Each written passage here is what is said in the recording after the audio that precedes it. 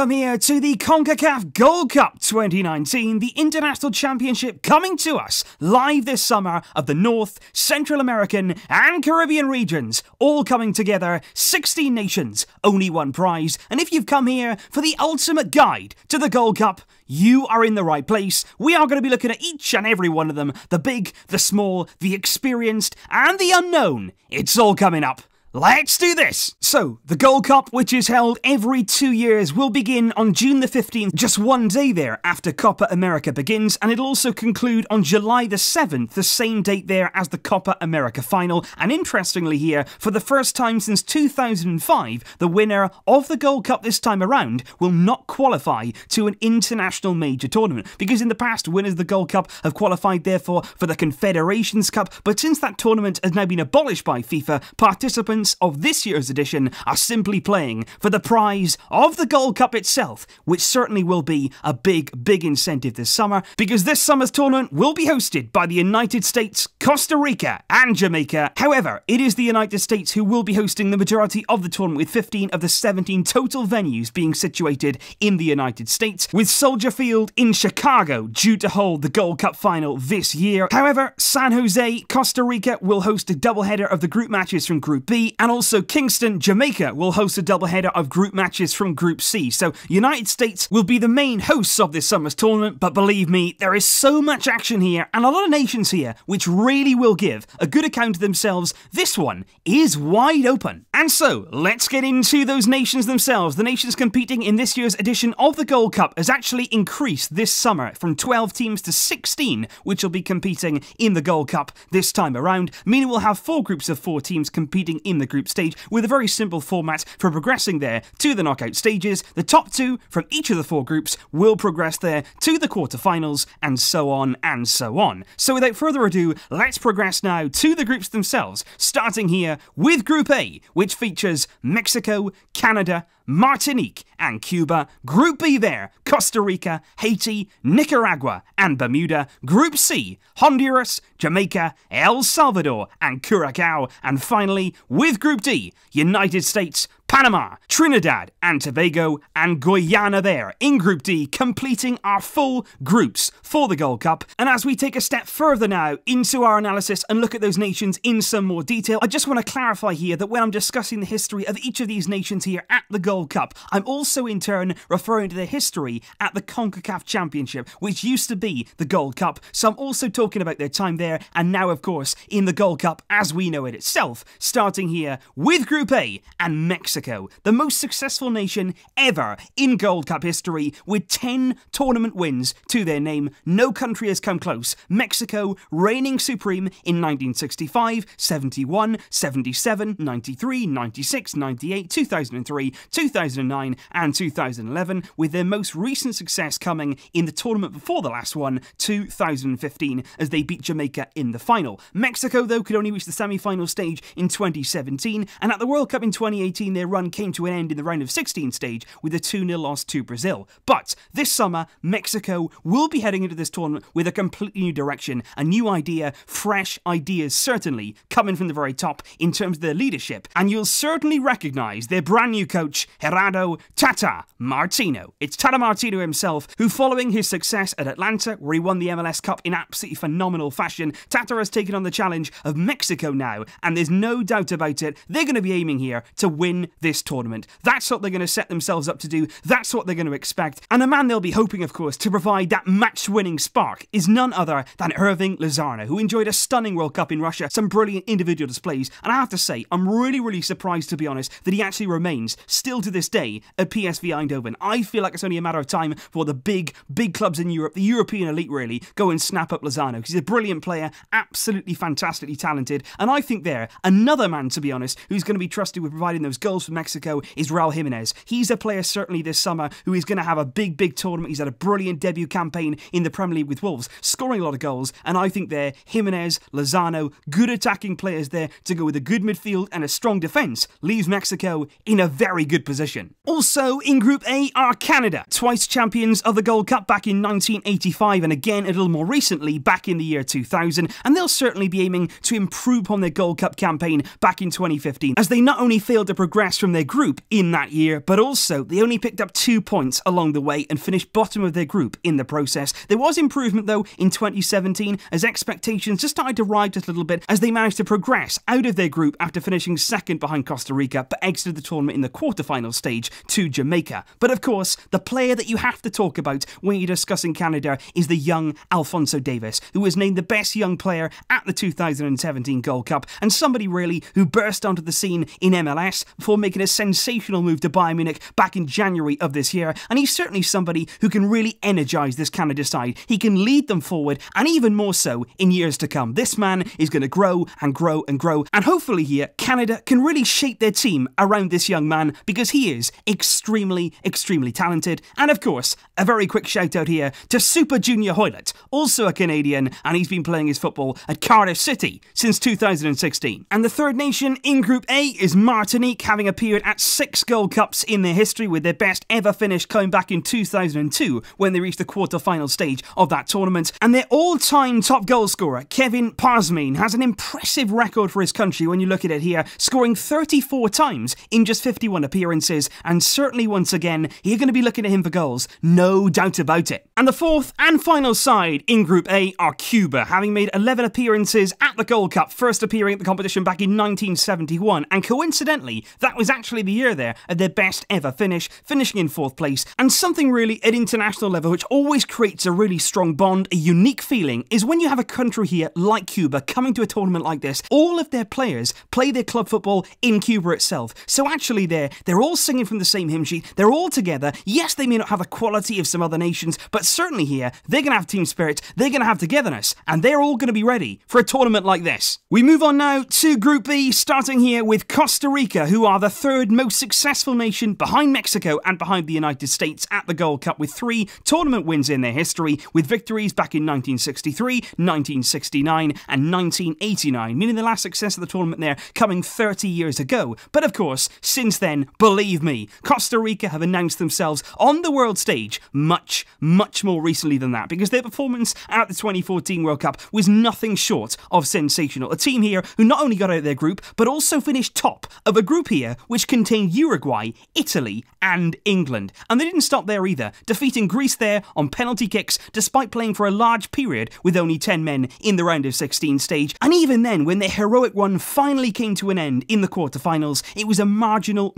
defeat to Louis van Gaal's Netherlands side on penalty kicks, a really emphatic campaign. They then went on to reach the quarterfinal of the 2015 Gold Cup before being knocked out to the eventual champions that year, Mexico, in extra time, and again knocked out once again by the eventual champions in 2017, losing to the United States in the semi-final stage. And I'd certainly expect here, looking at this Costa Rica side, looking at the spirit they have, and they'll always have in these big international tournaments, they're going to be there, or thereabouts once again. The second nation in Group B is Haiti, a former winner of the Gold Cup 46 years ago, back in 1973, when coincidentally they did host the tournament in that year. And Haiti also featured in the 2016 Copa America Centenario tournament. But I have to talk here about Haiti's all-time top goal scorer and appearance maker at international level, Emmanuel Sanon, who's certainly a legend here of his country. He was the star back in 1973 during Haiti's famous Gold Cup success. The only time they've won it, this man here was the star in their side, and he was also the star once again a year later as Haiti made their first and only World Cup appearance, where Sanon scored 2 goals, the only 2 goals ever at World Cups for his country. He appeared 100 times for Haiti in his international career, scoring on 47 occasions, and sadly, back in February 2008, Sanon died of pancreatic cancer at the age of 56. Now on to Nicaragua, with 5 previous appearances at the Gold Cup, with their best ever coming in 1967 when they achieved 6th place at the tournament, and their captain and highest ever goal scorer is Juan Barrera, who's contributed with 17 goals from actually an attacking midfield position, and they're going to be looking at him once again this summer to inspire them to something special here. The final nation in Group B is Bermuda, the first here of our 2 debut nations in this competition, with Bermuda never having played at the Gold Cup before, and it's certainly going to be a big moment for them this summer. And you may recognise their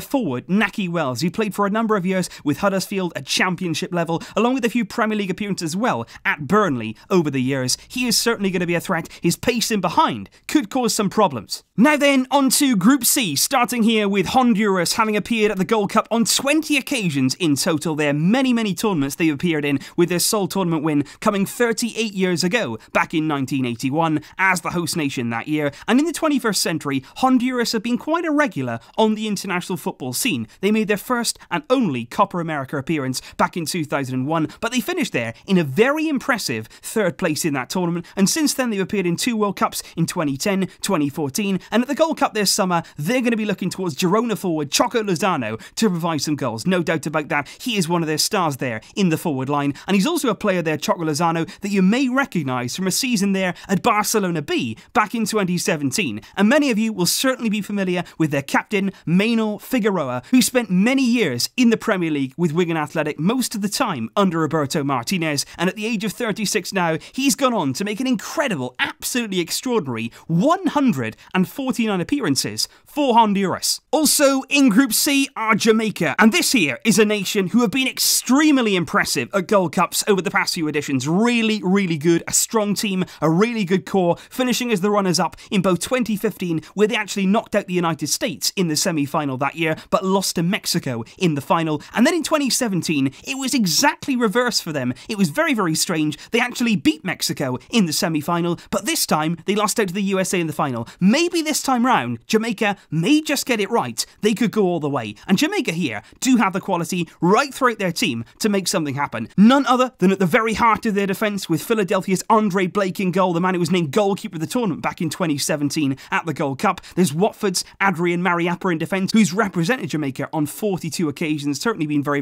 good in the Premier League and the Championship over the years. And of course, we simply have to talk about Leon Bailey, somebody here who's exciting, who's fresh, who's young, who's talented, much like Hirving Lozano, much like Alfphonso Davies. This man here is a very highly rated youngster who's actually committed now his international future for playing for Jamaica, and that's so exciting for them. Really exciting once again. They can base their team around him. They can have something special here with Leon Bailey. The Bayer Leverkusen winger will be hoping, just like those before him, just like those in the tournament, there are some really good and exciting young players this summer. He'll be hoping to make a big impression on the international stage. Also in Group C are El Salvador, with 17 previous appearances at the Gold Cup. El Salvador certainly do have experience when it comes to this competition, although their best finishes did come quite a while back now, finishing runners-up back in 1963 and 1981. But I have to mention here El Salvador's record appearance holder, Alfredo Pacheco, who appeared 86 times for his country over an 11-year spell at international level. But sadly, on December the 27th, back in 2015, Pacheco was tragically murdered after being shot at just the age of 33. And finally, in Group C, it's Curacao, with 6 previous appearances in this competition, first coming back in 1963 when they achieved a 3rd place finish, where they also repeated that in 1969. Their most capped player is Cucu Martina, which is a name you may be familiar with if you follow the Premier League. He spent a lot of time there at Southampton and also at Everton in the Premier League. And you may also recognise Leandro Bacuna, yet another, I repeat, another Cardiff City player here. He plays in midfield, he can play in defence, a very versatile player, and he did play at the end of the season, having signed in January a few times in the Premier League this season. And finally now, we do move on to Group D, starting here with the big host nation, United States.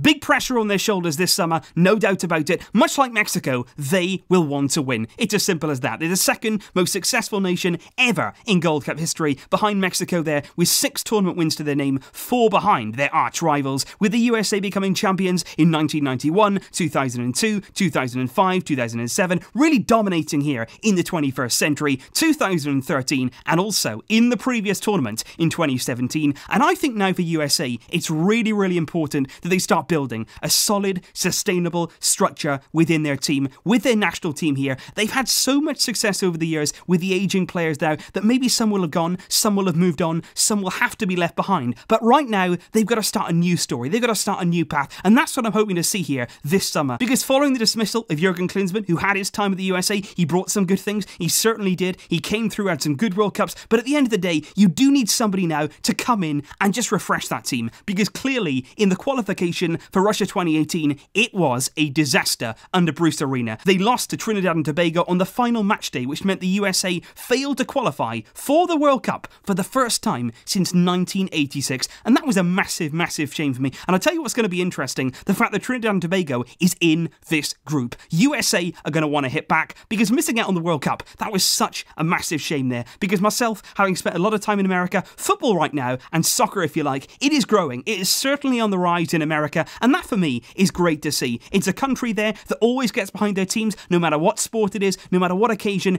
they will turn up in their numbers and really get behind their team. And certainly here, I'm hoping once again they can create some fantastic memories at this summer's tournament. You look at their World Cup success, in particular, Jermaine Jones's wonder strike, absolute wonder goal against Portugal at the 2014 World Cup. That remains actually one of my favourite ever World Cup goals, and that's the key here. Like I say, they have to move on now from that core of players that saw them impress at the 2010 World Cup, the 2014 World Cup, the joint record goal scorer, of course, Clint Dempsey, somebody they relied on so heavily. He's now retired. They've got to go and have a fresh feel. They've got to now make it all click under their new coach, Greg Berhalter, and of course, much like Mexico with Hirving Lozano, the USA are pinning their future hopes on new Chelsea star Christian Pulisic. And after being often compared, the two of them, often head-to-head, who can come out on top, who can do better, who's more talented, it is all the pressure here on those two young men this summer. Who can come out on top? It is going to be fascinating to see. Also in Group D are Panama, a team you'd certainly never want to write off following their simply heroic qualification campaign which led them to reaching their first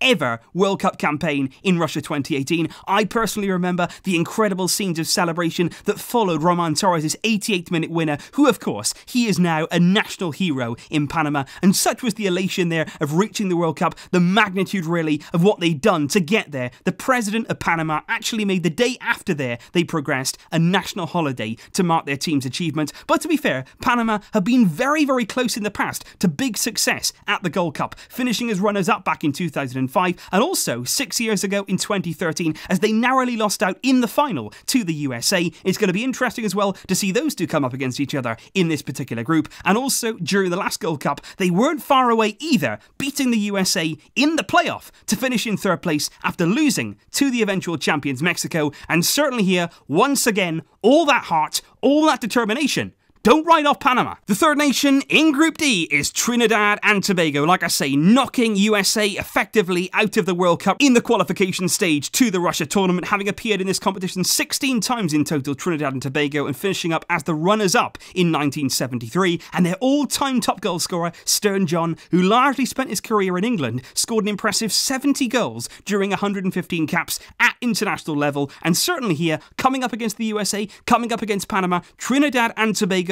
they're going to work hard, they're going to be well drilled, they're not going to be easily beaten, and this group here, it will be a tough one. And last but not least, don't worry guys, I am not forgetting anyone here, because here we have our second of our debut nations at the Gold Cup. It is Guyana, because along with Bermuda, Guyana will be making their first ever appearance at this competition, and with Keno Markiel Marsh Brown, who actually plays his club football at Newport County. He's expected to feature this summer for Guyana and Newport again. With me being situated in Wales, they're not too far from my house, so that's one man there that I'm going to be looking out on. But there is so much here, so many nations, so many stories, a lot of good talent on display. I have to say, there's so many good players that are going to be at the Gold Cup this summer, and that's why for me, it is so exciting to see who's going to come out on top. Clearly, there's big favourites, there's Mexico, there's the United States, but also many other nations as well here will fancy their chances. Write nobody off, or if you do it at your peril. So I hope you'd enjoy this preview, guys, the ultimate guide to the Gold Cup 2019. It should be a very, very good tournament indeed. I am looking forward to it. So much going on this summer, and certainly you'll want to keep an eye on what's happening here at the Gold Cup. Let me know your thoughts in the comments down below. If you are supporting any of these nations, let me know in the comments down below what you're excited about, who you want to win, who you're looking forward to seeing. Let me know in the comments down below, and I'll see you soon, of course, with more videos.